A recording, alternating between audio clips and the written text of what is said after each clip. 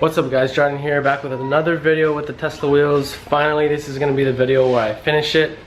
Sorry about the neighbors' kids, they're kind of loud, so you hear it sounds like a playground right next to me. But anyway, with the wheels, so far I have these two just left to paint. This one is prepped. I just need to go over it with paint thinner, and then I'm going to tape it up. Same exact thing with that one, and then paint it, and then we'll be good to go and won't have to do any more painting on these wheels. So this is how the prep kind of turned out. You can kind of see little nicks here. These probably won't show up, but something like this might show up a little bit in the paint, like a little nick here, but that's okay. I'm not too concerned about it because overall it'll look pretty nice. So I'm gonna go ahead and get it taped up. So I don't know if I really explained my taping methods really so clearly in any of the last videos, but I'm gonna kind of go over it right now.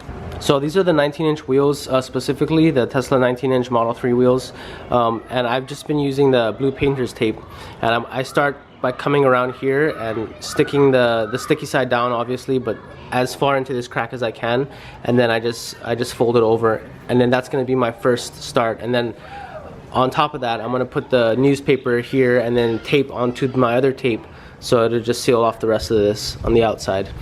And for these wheels, you actually need to paint this too, because you're gonna see that from the outside, so you gotta sand this and paint it. So I tape on this side pretty much past this line. This way is gonna be taped, and then one layer of tape, and then a newspaper, and then more tape on top of it.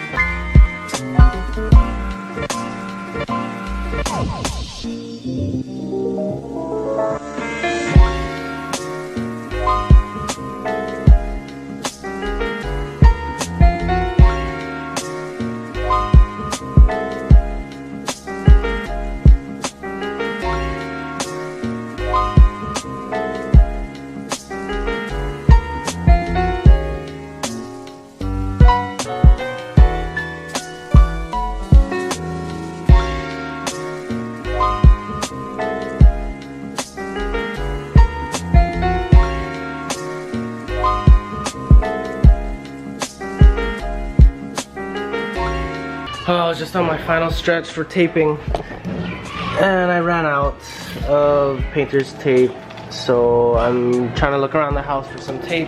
Alright, so I think I'm going to use this packing tape. This is probably not the best idea, but it's just the back of the rim. Okay, I had to switch to GoPro. I hope the quality is okay and you can hear me okay. But I'm gonna use the packing tape to just finish up this section of the wheel. It's probably not gonna come out the best. Like, it might get inside this little crack, but I'm not too concerned about it because there's only a little bit left, and it's just on the back side of the wheel.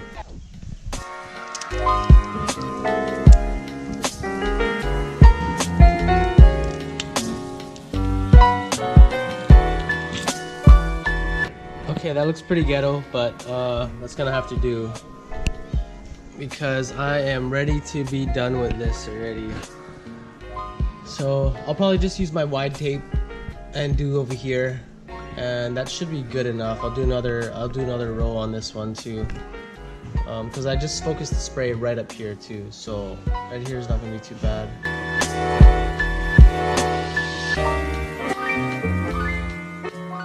Alright, I'm about to take the wheels outside to spray. I noticed it's a little bit windy outside, so you want to make sure you're spraying when it's not so very windy. So even in between gusts like that, you need to just spray just in between, just to make sure that all the paint is even and steady coming onto the wheel. So I'll show you guys a kind of a POV for this one.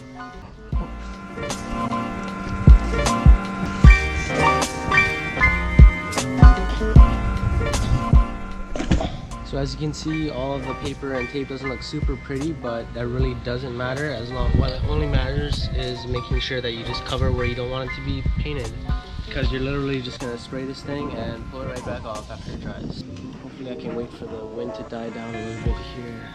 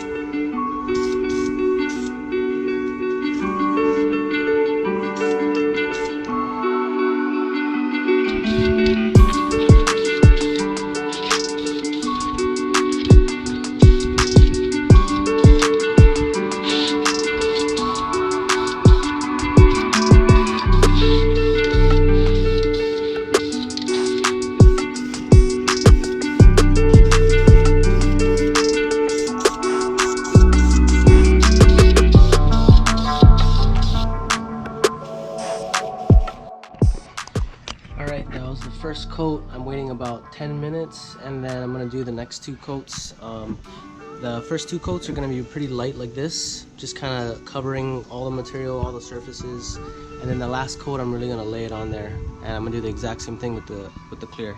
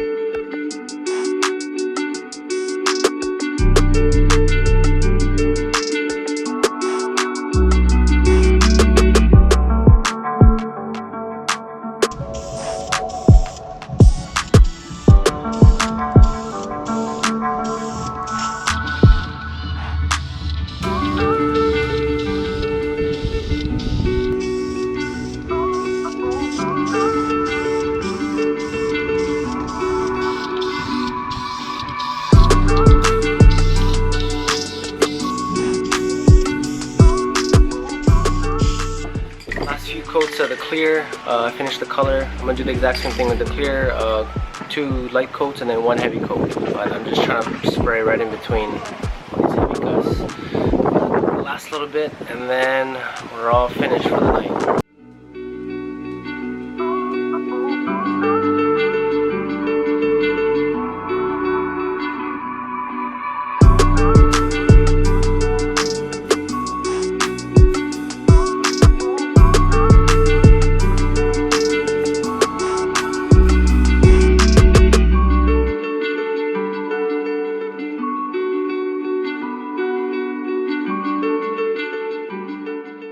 Alright, finally on to the last coat. Here we go. Now you want to lay this one on so that it kind of gives you a nice thick clear layer.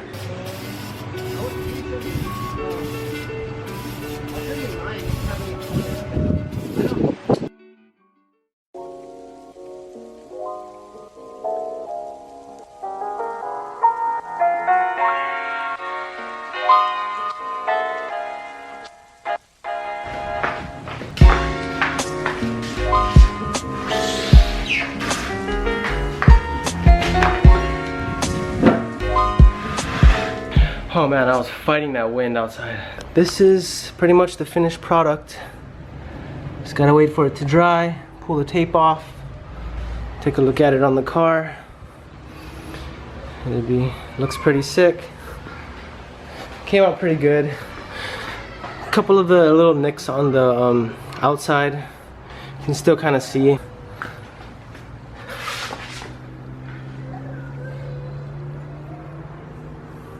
Alright, I'm gonna let those two wheels dry and pick this video up in the morning. Woo, finally, wheels are done. Gotta get them back on the car.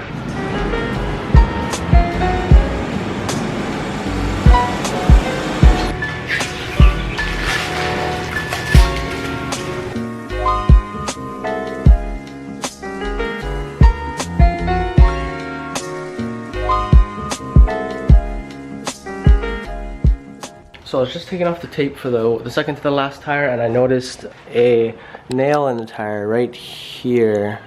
This little nail. So I'm gonna pull it out and patch it with this little patch kit, just so you guys can see. So the basic concept is you pull this nail out, you use this to clean it up, make the hole this size is what you want to do, and you use this kind of serrated part to like jam it in there and twist it. Then you grab one of these, you stick it on this one, and you pretty much shove this in the hole, and that's supposed to plug it. So I'm going to use this needle nose to get the nail out, use this to clean it up, get this in the hole. So this looks like one of those construction nails, and just like the head came off of it. But we have a ton of construction here, so this is always happening to me. So you want to get the tire reamer, and my method was kind of to twist it just back and forth and kind of push down on it. I think you can spray like soapy water on it, and that should probably help. But it just kind of cleans up the hole and makes it all even, so that when you put the plug in, it'll fit in there like at the exact size that it needs to be. Sorry about the neighbor's weed whacking. That's what all that noise is behind in the background. So right here I'm using the needle nose to kind of pull it through, just because I don't want to get the sticky stuff all over my hand, but if you want, you could use your hand to do this as well.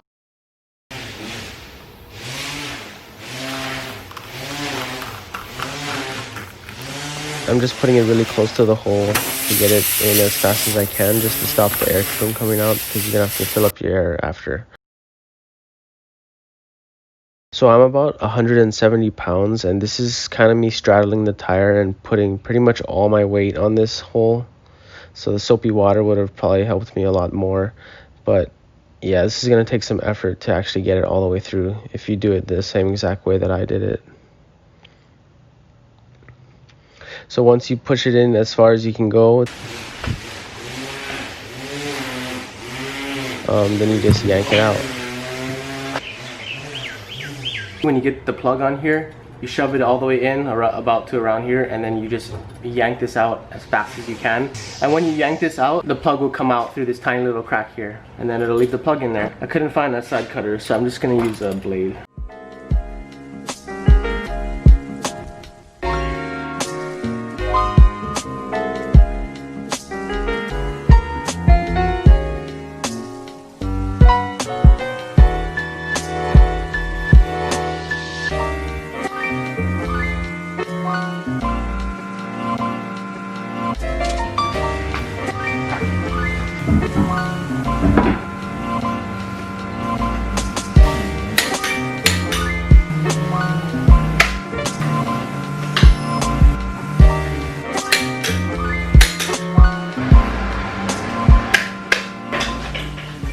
Now I can already tell the right side I feel like I didn't do it as good. Actually, I know I didn't do it as good. I think I got a little bit patient on this side compared to the other side.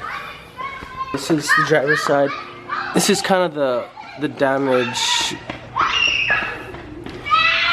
Oh my gosh, these kids. This is kind of the curb damage here. You still see a little bit of small nicks here and here. It's a little bit uneven, but when you stand back, it's not too bad. It looks pretty nice. But I think I went a lot more generous on the color and the clear. On this side, you can see it's like, yeah, you can already see it's so much shinier. This one I really laid in the clear coat really well. And it didn't have as much damage, curb damage to repair, if any at all, I think on this one. But this is kind of what you want to go for. Yeah, this side came out really good.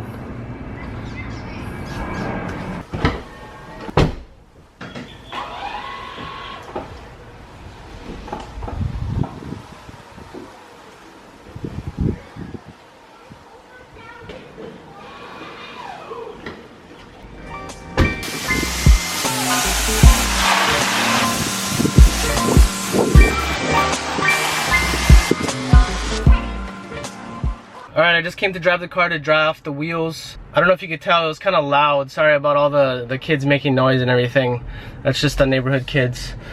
But anyway, I think I did a little bit of a better job on the other side. So this is me drying off the wheels. I just kind of speed up. Woo! Yeah, boy. So I'm just heading back now. I'm gonna put some tire shine on the tires, and then I'm gonna drive it to a spot and get some cool shots of the car with the new paint. So given we have a kind of a tight timeline to move out of the place that we're at until September, I think I'm gonna go ahead and take some pictures with the car without the chrome delete, and then so I can post it up for sale already. In the meantime, while it's up on Craigslist and Facebook Marketplace and all that, I can do the chrome delete while the ad is already up, even though it's gonna have the regular chrome trim in the photos. But so that's where I'm headed right now. I'm about to go just find like a discreet kind of spot to take some nice photos of the car and showcase the new wheels. One thing I'll say is when I looked at the wheels, I could tell that I really spent a lot more time and concentration painting on the driver's side wheels. The passenger side wheels, I spent most of my time kind of trying to fix the curb rash, but unfortunately when I got to the painting, it was pretty windy outside when I did it, and you can kind of tell I didn't apply as much gloss clear coat as I should have. And the driver's side looks a little bit better. It looks like it's been coated with a lot better clear coat, more even and thicker coats.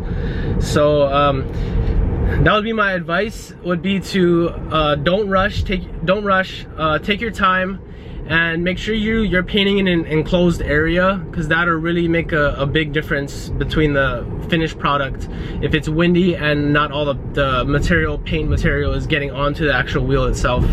Now, me just getting kind of nitpicky and seeing the big difference between the driver's and the passenger side, I was considering just wet sanding it, the passenger side, wet sanding it, taping it off, wet sanding, and then redoing the gloss, maybe one coat of color, one coat of gloss, clear coat. But I'm not sure that I want to go through all that effort. I don't think anybody buying the car is really gonna notice, so I'm still kind of up in the air about if I'm gonna do it or not.